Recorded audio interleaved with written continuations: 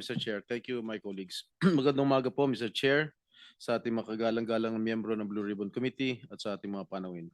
Nandito po ako sa pagdinig ngayon ng komite para ipagpatuloy ang aking tungkulin bilang isang mambabatas at upang lumahok sa patuloy na pagdiskubre sa katotohanan sa likod ng malalang anomalya sa public works at infrastructure sa ating bansa. Sa gitna ng investigasyon ito ay ang nasabing anomalya tungkol sa flood control projects at di umano'y partisipasyon o sa buwatan ng DPWH at iba pang mga opisyal na gobyerno, private contractors at miyembro ng Kongreso na isang malawakang pagnanakaw sa kaban ng bayan.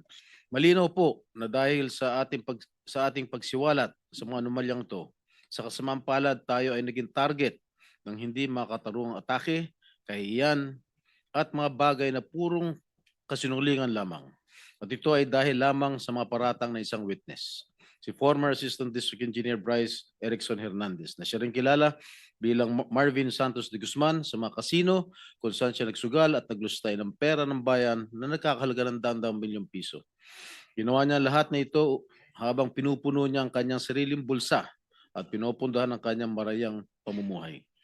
Alam kong kahit paano ay makaka-relate po kayo sa sitwasyon na ito, Ginoong Tagapangulo, dahil kayo rin po mismo ay nakaranas na maging target way back in 2001 when a certain Ador Mawanay who was masquerading as a whistleblower ay tila nilin lang ang publiko sa kanyang maligaw at maling pahayag. Sa isang kakaibang pagbago ng kapalaran, this representation na masigasig na naghahanap at naglalantad ng katotohanan tungkol sa mga anomalyang ito ay naging puntirya ng mga kasinungalingan. Ako po ay inaakusuhan ng isang taong nahaharap mismo sa mabibigat na aligasyon. Someone whose testimony is riddled with inconsistencies and denials which cast serious doubts about his credibility. Nandito ako ngayon para harapin ang nag-akusa sa akin at hamunin siya na ulitin at patunayan sa harap nitong Blue Ribbon Committee at sa harapan ko lahat ng kasinungalingan ng binitawan niya under oath sa House Tricom Committee hearing. Sa huling pagdinig ng Blue Ribbon na nangyari isang araw bago ang pagdinig ng Tricom, I moved to cite him in contempt. This committee, finding him indeed to be lying under oath, ordered his detention. Nandito rin ako ngayon para ipakita sa lahat ng naniniwala sa kasinungalingan ni Bryce Hernandez na talagang walang katotohanan o basihan ang kanyang di umano'y takot na may balik sa Senado. I have been a member of this institution and I have participated in many controversial investigations for so many years. Gayunpaman, wala makapagsabi na ang Senado, sino man sa mga miyembro nito, past or present, ay pinahintulutan ng sino mang witness under its watch maging threatened, intimidated, influenced o di kaya exposed sa kahit anong pisikal na panganib. I will leave for now to the chairman and other members of this committee the task of probing deeper into the credibility of Bryce Hernandez, if he still has any. His accusations against this representation and Senator Joel Villanueva and other falsehoods he dared to spread under oath into the records of the House of Representatives, yet suspiciously withheld from this committee. I do this to give Bryce Hernandez all the leeway to hang himself with his chain of lies and so as not to burden this committee with my being among his or his handlers' targets. Hindi man natin mapapaamin ang mga taong sadyang sinungaling na kahit harap-harapan mo silang kumprontahin ay magsisinungaling pa rin. Naniniwala ako na mapapalabas din natin ang katotohanan. Ang katotohanan na nagkamal ng pondo mula sa kaban ng bayan ang makatulad ni Bryce Hernandez na walang pakialam sa pagkakalugmok ng ating mga kababayan sa pinsalang dulot ng baha at kalamidad. Hindi ako matitinag ng mga kasinungalingan na naglalayong ilihis ang atensyon ng publiko mula sa katiwalaan bumabalot sa mga flood control projects. Buo ang aking loob na sa bandang huli, ang katotohanan ang mananaig at ang akusasyon laban sa akin ay malalantad bilang walang saysay na paninira. We're all seeking the truth, to exact accountability, and to safeguard the trust given to us by the Filipino people who elected us. They deserve and demand no less. Okay. I will proceed now with my questions, Mr. Chair. Tatanungin ko muna si Ms. Mina Elampar Jose. Unang-una, kanina lamang ako nabigyan po ng kopya ng inyong sinumpaang salaysay. Meron lamang akong ilang katanungan upang malaman ng taong bayan ang katotohanan sa likod ng kasinungalingan ni Bryce Hernandez laban sa akin. Okay? For the record, ano po ang kumpletong pangalan ninyo? Your Honor, if I may, can I have please a short statement? I hope you will not deduct it from my time. Oh, hindi. Kasi yung responses hindi kasama. Go ahead, please. Yes, Your Honor, yes, I am Mina Jose, and I am appearing before this committee in my capacity, in my personal capacity, and as a representative of WJ Construction. I came before this committee with humility and respect to share the truth. First of all, I thank the committee through the leadership of our chairperson, Honorable Senator Panfilo Lacson, for giving me this opportunity to explain my side. Today, I wish to clear not only my name, but also the name of WJ Construction and those personalities who have been unfairly dragged in this controversy. I wish to clearly state first that to the best of my knowledge, Beng Ramos is not and have never been a staff of Senator Jinggoy Estrada or any senator or congressman. I have known her only as a staff of the Blue Ribbon Committee, particularly the Broom. And as far as I know, Beng is a dedicated government employee who has never been involved in any controversy, especially in this anomalous flood control projects that Ade Bryce mentioned in the congressional hearings. And as for myself, I speak from the depth of my heart that I have never engaged in any illegal activity. I have never given nor received any money from any public official or government employee, including this Mr. Bryce Hernandez. Thus, I strongly deny his accusations, the baseless and malicious accusations he threw against me and WJ Construction during the congressional hearing. WJ Construction, which my partner and I have devoted decades of honest work to build, has always stood on the strength of its good reputation. We have completed numerous private and government projects, no ghost projects, no substandards. Our clients can attest to the quality of the work and the integrity with which we conduct ourselves. Everything I know and all that I can share in this hearing, to the best of my knowledge, have been fully narrated in the affidavit that I have submitted to the committee. I am here today to affirm those truths, to defend my integrity, and to stand firm for the good name of WJ Construction, which represents not only my family's livelihood, but the honest labor of the many people who have worked for us. I'm sorry, Your Honor, so emotional. Thank you so much. Thank you, Ms. Mina. Itong affidavit dated September 17, ito ba'y malaya mong ginawa at walang nagpuwersa o nananakot sa'yo para gawin ito? Wala po, Your Honor. Actually, I made the narrative myself and just asked my lawyer to please prepare it in a legal format. Okay. Kayo ba nangongontrata sa DPWH? Yes, Your Honor. Alright. Ang WJ Construction ay negosyo nyo. Tama po ba? Yes po. Kailan kayo nagsimula magnegosyo? Okay, Pumasok sa construction business. WJ Construction started po as sole proprietor when my husband was still single in 1998. And tuloy-tuloy lang po yung kanyang paggawa ng projects in both private and government projects. And in 2021 po, it transitioned into a one-person corporation. So, ano yung mga kontratang nakukuha nyo sa DPWH? Meron bang mga flood control projects? Meron po kami huling last ginawa na flood control in 2023 po. 2023? Yes po. Ano-ano po lugar? Sa Manila po. Sa Manila lang? Yes po. Okay. Ilan yung mga flood control projects ninyo? So far yun pa lang po. Isa lang? Yes po. Magkano halaga? 24 million po, Your Alright. Honor. Okay. Sabi po ni Senate President Pro Temp Senator Ping Lacson in one of his interviews mentioned that you were in the Senate premises on August 19. Tama po ba? I was there, Your Honor. You were Yes, Your here? Honor. Yes po, Your Ano po Honor. ginagawa niyo rito? I was invited to do an ocular of the supposed project po na dapat gagawin ko po sa office ng isa pong senator. Sino po? Ah, Pwede ba malaman kung Your Honor, if I may, it was already stated in the affidavit po that Alright. I have submitted, and with due respect, sana po not to name na lang po No, the no, no. good senator because he's not really involved naman po in Yes, any of this. I know that Senator.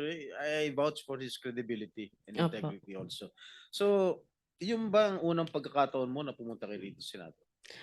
Nagpupunta na po ako dito in the past, Your Honor. In the past, Opo. anong ginagawa niyo in the past dito? Matagal na po yon nung senator pa po yung ninong ko, si Joker Arroyo. Kasi po bumibisita po ako sa kanya and yung mga kaibigan ko po sa Broome. So, sino-sino yung mga pinupunta Senator niyo? Jinggoy, in fairness to all the senators, not only those present here, I would suggest that Ms. Jose or Mrs. Jose should identify kung kaninong office siya nagpunta. Okay, Senator Erwin Tulfo po. Ano po naging sadya niyo sa office niya? Meron po kasing problem yung terrace ni Senator Erwin na binabaha po siya lalo po pag umuulan. So ako po yung na-refer na contractor nung staff niya na kung pwede po tingnan namin gawa ng solusyon and mag-suggest po kami sa kanya. Yes, Mr. Chair. The permission of Senator Estrada? With the permission of His name Senator. has been mentioned. I think we owe it to him. No? Mr. Chair, the only time that I learned of the Double J construction was through a staff of mine na recommended me this group to fix my veranda on the 5th floor, Mr. Chair. But when upon learning her name was mentioned by Engineer Bryce, we immediately requested to cancel all contracts with WJ, where I specifically ordered to terminate our office refurbishment project with WJ. And also, that was on September 9, Mr. Chair. And then on September 11, I issued another memo asking for an incident report to all concerned employees, specifically the friend of the Double J Construction, Mina Jose. And on September 18th, I passed an internal policy for gate pass and visitors pass requests na wala po muna kami tatanggapin ng mga bisita because of that. Mr. Chair, this representation is willing to submit all the documents. The memo stated dated September 9, memo September 11, memo on September 18, and of course the drawing submitted by Ms. Mina Jose for the refurbishment of my veranda on the 5th floor. Also, some contracts we're willing to submit for in this committee, Mr. Chair. Thank you. Mrs. Jose, meron pong sinabit sa aming opisina yung Director General, CCTV footage. So gusto ko lang malaman din para sa kaalaman ng lahat. Bukod sa opisina ni Senator Erwin Tulfo, saan po pa kayo nagpunta? Meron pa po akong pinuntahang office. At sabi ko nga po, may mga kaibigan po ako sa Broome na tinext ko na papunta ako ng Senate and I want to see them. Can we flash on the screen yung footage, yung CCTV? Linawin mo yung broom. Ano yung broom? It's the Blue Ribbon Oversight Yes, Office hindi alam- Management, hindi alam Your ng Honor. public. Masusundan na lang natin ito, no? Ano to, sa 3rd floor na ba ito? Doon muna sa ground floor. August 19. Yeah. August 19, correct.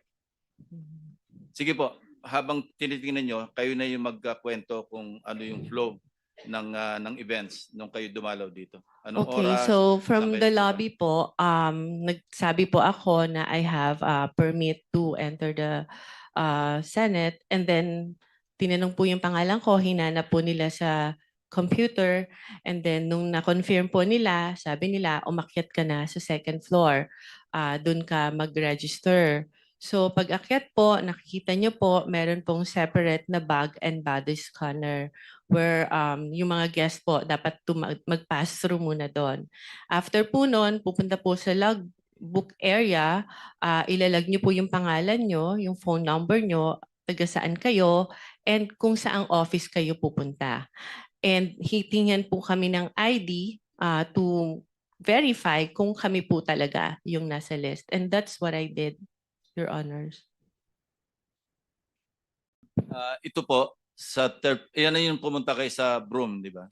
Yes Sige, po. sige, tuloy niyo lang. Yeah, so dahil nga po nakita ko na yung elevator is cramped and dalawa lang po yung para sa mga senators, isa lang po yung sa guests, and natatakot ako na pumasok sa cramped elevator because I don't have my mask, I took the stairs po. And dumaan po ako kay Beng. Inuna ko po muna siya dahil sa totoo lang po, nakiusap po ako sa kanyang mag-prepare or mag-print ng sample proposal na i-attempt ko po sanang i-present kay Senator Erwin. So dumaan po ako doon briefly, nagpicture pa nga po kami, and I texted my other friend sa Broome who was at that time in the session hall to tell her na, hey, nandito na ako. So after po noon, umakyat na ako dahil nagagalit na po sa akin yung staff ni Senator, bakit daw po ang tagal ko. Sandali lang daw po si Senator para explain sa akin kung ano yung gusto niyang gawin. So umakyat na po ako sa office ni Senator Erwin Tulfo. Mr. Chair, may I also add that we'll be submitting a screenshot of the text message between my staff and Ms. Mina Jose. Where was she during that time? Dahil doon po sa text message, sinabi niya dumaan pa sa Broome. At meron din po akong letter sa staff ko asking her bakit dumaan sa Broome. Parang ginamit po yung aming opisina na makapasyal siya sa Broome, wala naman po sa agenda. Hindi rin po niya minensyon na may kilala po siya dito sa Senate, dyan sa Broome, sa Blue Ribbon. So, in other words, Mr. Chair, parang nagamit po yung opisina ko para dumaan po siya sa Broome kung ano man yung kanyang business doon, Mr. Chair. My apologies, Your Honor, if that appeared that way. It was just my intention to see my friend, especially when I heard that Beng is suffering from cancer and I haven't seen her in a long time. So I thought it was an opportunity for me to also visit her. Mr. Chair, the question is, you should have told us na may kaibigan ka under investigation. My staff even asked me, Mr. Chair, if you would remember and you lied. Sinabi namin, baka ikaw sabit ka dito sa flood control. Wala po kami, hindi po kami sabit dyan. Ang mga project ko, 30 million. Do you remember that? You were asked, Ms. Jose. Yes, Your Honor, because I am of honest belief na wala po talaga kami. You were not, bakit nababanggit ang pangalan mo dito ngayon? Meron ka palang kinalaman dyan sa mga proyekto sa Bulacan na yan. Why didn't you tell us straight up? Had you told us na meron kang sabit sa mga project sa Bulacan, we wouldn't have let you step in the Senate, Ms. Jose. Your Honor, prior to the text message that was shared by Bryce, nagulat po talaga ako dahil wala po kaming pinasukang project. We never joined any bidding. We never Mr. submitted Chair, any documents. hindi nga po Mr. Chair, sinasabi para lumalabas na isa ka sa conduit, isa ka sa mga sabit na nagdala ng pera, something to that effect. Hindi ko naman sinasabi na kasama ka sa proyekto, pero sabit ka sa problema sa flood control. You should have told us. You should have informed my staff na pumunta ka rito na dadaan po muna ako. How hard is that to say? Pakisabi kay Senator, dadaanan ko muna yung kaibigan ko sa Broome na may sakit na cancer. Why didn't you do that, Ms. Jose, Mr. Chair? Your Honor, I don't think Senator Erwin is privy to the conversation with the staff Yes, to yeah. whom I have mentioned before. Senator this- Erwin, please no. I think si Bryce was the one who made that assertion, Yes, Your Honor. implying that WJ / Beng Ramos ay magdadala ng obligation. Can you clarify that? Ano yung obligation na sinasabi mo? Yun po yung yung sa proponent po nung project na ibinigay po ni Boss Henry sa kanya. At yung regarding naman po dun sa pagdadala ng obligasyon, meron po akong follow up na magpapatunay na What exactly did you mean when you said nung ano ka sa House, yung obligasyon. Ano yung obligation na yon? Pera, Pera para po. kanino, lagay, ano yung context ng obligation? Pera po siya para sa proponent. Ano yung sabihin? Lagay para sa proponent? Yung advance po. Opo. Advance yung, para yung sa parang proponent? bayad po para dahil nakuha niya yung project na yun. Mrs. Jose? Your Honor, I don't know what he was talking about because the context of that message is about giving him documents for a supposed po dahil hindi natuloy na joint venture. If I may, Your Honor, in my Wait affidavit, for a while, ano? And pag sinabi mong proponent, you were directly linking Senator Jinggoy, hindi ba? As the proponent. Ay, hindi Kasi po. minention mo yung Beng Ramos na sinabi mo, stop siya ni Senator Jinggoy. So Yes. that was the implication. Pag sinabi mong magpapadala o ipapadala yung obligation sa WJ, Beng Ramos, and then nung tinanong ka, sino si Beng Ramos, stop ni Senator Jinggoy, hindi ba? Yes po. So yun ang ini-imply mo na yung obligation na sinasabi mong para sa proponent para kay Senator Jinggoy. Hindi po, Your Honor. Ano yun? Sino yung proponent ngayon? Ibang project po yung hindi po galing kay pinagdugtong mo Senator kasi Jinggoy.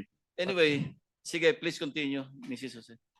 if you remember po dun sa shinare niya na text message, nagpakilala lang po ako na Mina WJ Construction Beng Ramos for him to know na nakuha ko po yung number niya kay Beng Ramos.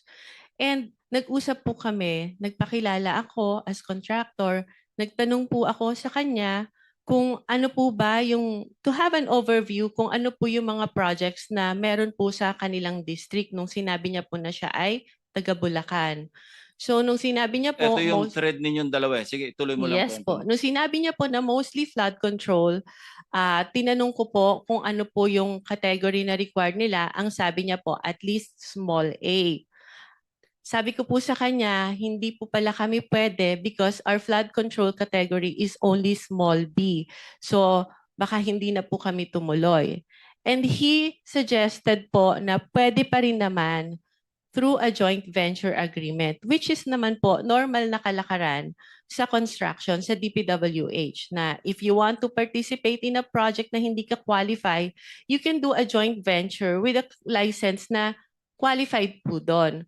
So our agreement was that, but sa kanya po, bibigyan kita, ipapakilala kita dun sa contractor na qualified, but all the expenses, sabi niya, for the processing of the joint license agreement will be for your account. So ako naman po nag-agree, no? And yun po yung conversation namin. Nasabi ko, sige, ipapadeliver ko dyan yung mga document through my staff. And I have to know pa po kung sino yung taong kausap ko. Kaya medyo ano pa rin po ako medyo cautious pa rin po ako. I want my staff to go there para makilala po siya at kung sino yung contractor na sinasabi niya. Mr. Chair, may Mr. Chair? I interject? Mr. Chair, Yes, Senator with the Marcoleta. permission of Senator Bryce, nung nag-testify ka sa House, matibay yung salita mo na si Miss, ano pangalan? Mina po. Mina, ay magdadala ng pera sa proponent. At ang binanggit mo sa House, si Senator Jinggoy. Di ba? Sa House. Your Honor, nakalink lang po na ang pakilala kay kay Ma'am Mina and Ma'am Beng is staff po ni Sen Jinggoy, pero hindi po specifically sinabi ko na yung proponent is para po kay Senator Jinggoy. Ayun, malinaw ngayon, ina-attribute mo lang bale kay Senator Jinggoy dahil stop niya si Beng. Tama? Hindi po. Ibang projects po yung sinasabi ko na nakatag po kay Senator Jinggoy. Hindi po yung specifically noong 2022. O iba na naman ang sinasabi mo. Ito munang isa-isa lang. Nag-iiba ka na naman ng na salita. Excuse Sa me, House- with Senator Marcoleta, with the indulgence of the other members, we are suspending the one follow-up question because of the sensitivity of this issue. Okay. We want to resolve this and get to the bottom of this. So, with your indulgence, baka pwedeng suspend natin yung one follow-up question. Mag-freewheeling muna tayo. Sandali. No? Thank you. Thank you, Mr. Chair.